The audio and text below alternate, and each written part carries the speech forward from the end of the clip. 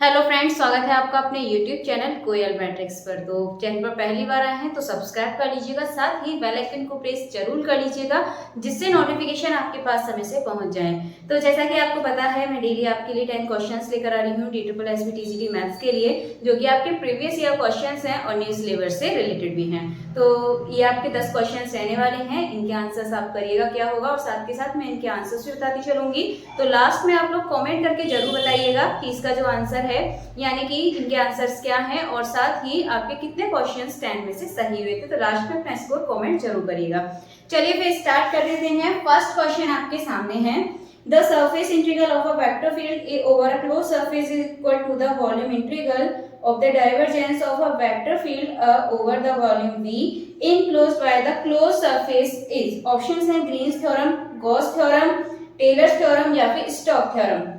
तो ये वाला क्वेश्चन मैंने आपको लाइव क्लास में कराया हुआ है, डेली सुबह को लाइव क्लास चलती है, और ये क्वेश्चंस मैंने यहाँ से बहुत सारे क्वेश्चंस आपको कराए थे। तो इसका जो सही आंसर है ये हो जाएगा आपका गॉस थ्योरम। ठीक है, चलिए आगे बढ़ते हैं, नेक्स्ट क्वेश्चन देख लेंगे। सेकंड है आपका, which of the following is not the property of vector field. इनमें से कौन सी वेक्टर फील्ड की प्रॉपर्टी नहीं है? ऑप्शन है radical field, electric field, gradient field या फिर रोटेशनल फील्ड। तो इसका जो सही आंसर है आपका, पहले सोच लीजिए। तो इसका सही आंसर हो जाएगा आपका ऑप्शन बी, इलेक्ट्रिकल फील्ड। चलिए अगले क्वेश्चन की तरफ बढ़ते हैं। नेक्स्ट है आपका क्वेश्चन नंबर 3 है आपका, which is not the property of Riemann integral. इसमें से आपकी कौन सी प्रॉपर्टी रीमान इंटीग्रल की नहीं है? ऑप्शंस आपके सामने हैं, फटाफट से बता दीजिए इसका जो आंसर है वो क्या होगा।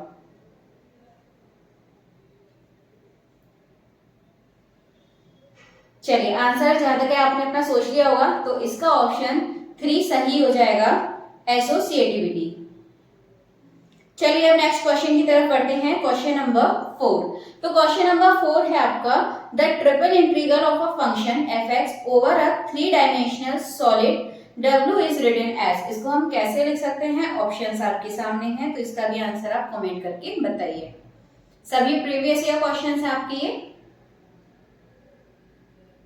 तो इसका करेक्ट आंसर हो जाएगा आपका ऑप्शन 2। ट्रिपल इंटीग्रल बोला है तो फर्स्ट और फोर्थ वाला तो वैसे ही आपका हट जाता है, ट्रिपल इंटीग्रल दोनों में लगे हुए हैं।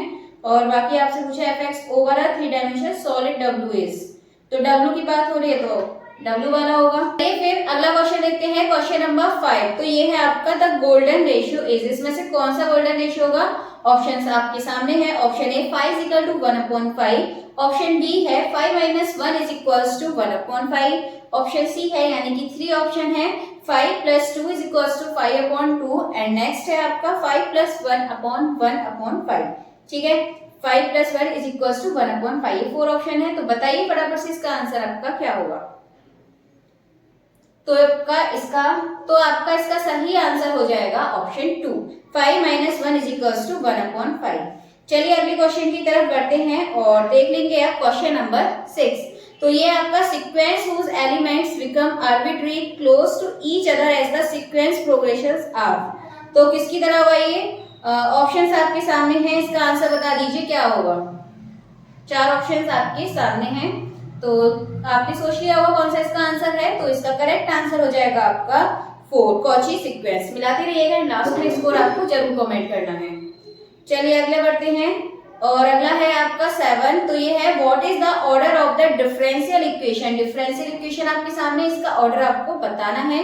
तो ऑप्शन है 0, 2, 1, 3। तो ऑर्डर यानी कि हिंदी में कोटि बोलते हैं, और इसका मतलब होता है जितनी बार इसमें इसका डेरिवेटिव किया हुआ होता है। तो बाई इसमें सबसे ज्यादा, इसमें एक ही बार डेरिवेटिव है इसका, dy/dx यानी कि बाई डैश से जो लिखा हुआ है, तो एक बार इसका डेरिवेटिव हो रखा है, तो इसका जो आंसर है 1 हो जाएगा। जो सबसे बार डेरिवेटिव होता है वही इसकी कोटि होती है, और यदि इसकी पावर पूछ ले तो इसके जो स्क्वायर, मतलब जितनी इसकी ज्यादा बार डेरिवेटिव जो होता है उसी की पावर इसका आंसर हो जाता है। चलिए आगे बढ़ते हैं फिर, और अब है आपका question number 8। The constant r greater than 0 is the exponential growth function दे रखा है आपको। ऑप्शन आपके इसके सामने है, बताइए इसका जो आंसर है आपका क्या होगा। तो इसका करेक्ट आंसर हो जाएगा आपका ऑप्शन 1, ग्रोथ रेट। चलिए आगे बढ़ते हैं, और ये आपका क्वेश्चन नंबर 9 है। Differential equation describe exponential growth is. इसका फॉर्मूला आपसे पूछा है तो बताइए, चार ऑप्शंस आपके सामने हैं। तो इसका करेक्ट आंसर हो जाएगा आपका ऑप्शन 4 यानी कि dn/dt is equal to rn। और ध्यान रखिएगा इसमें कैपिटल होते हैं आपके। चलिए आगे बढ़ते हैं और ये है आपका 10 और ये है if the limit of the, question में इसकी लिमिट दे रखी है आपको नॉन जीरो यानी कि जीरो भी नहीं है और अनडिफाइंड, जो आपको ये इसकी डिफाइंड भी नहीं कर सकते हैं। तो द सीरीज मस्ट, कैसी सीरीज होनी चाहिए, first divergence then convergence, convergence या रिमेन्स कांस्टेंट या फिर डाइवर्स। तो इसका सही आंसर हो जाएगा आपका ऑप्शन 4 डाइवर्स। तो चलिए आपके अभी टोटल 10 क्वेश्चंस हो चुके हैं जिनके आंसर्स भी मैंने आपको बता दिए हैं। तो आप लोग लास्ट में अपना कमेंट जरूर स्कोर करिएगा कि आपने टोटल में से 10 में से कितने क्वेश्चंस आपको ऑलरेडी आते थे। चलिए आप लोग कमेंट करके जरूर बताइएगा। और बाकी आज की वीडियो में इतना ही काफी है। डेली की आप लाइव क्लास जरूर देखिएगा और मैंने क्वेश्चंस पहले भी आपको करा रखे हैं, अगर आप देखेंगे तो आप एक बार भी इनके आंसर्स कर सकते हैं। चलिए फिर आज की वीडियो में इतना ही काफी है। मिलेंगे हमारी कल की वीडियो में और इन क्वेश्चन से आपका टाइम भी बचता है, ये भी आपको ध्यान रखना है। तो ऐसे क्वेश्चंस को आप अच्छे से करने की कोशिश करिएगा क्योंकि इनसे आपका टाइम भी बचेगा, जल्दी आप इनको कर सकते हैं। चलिए फिर हमारी कल की अगली वीडियो में मिलेंगे नए क्वेश्चन के साथ। तब तक आप इस वीडियो को देखिए और ज्यादा से ज्यादा लाइक कमेंट शेयर कर दीजिए।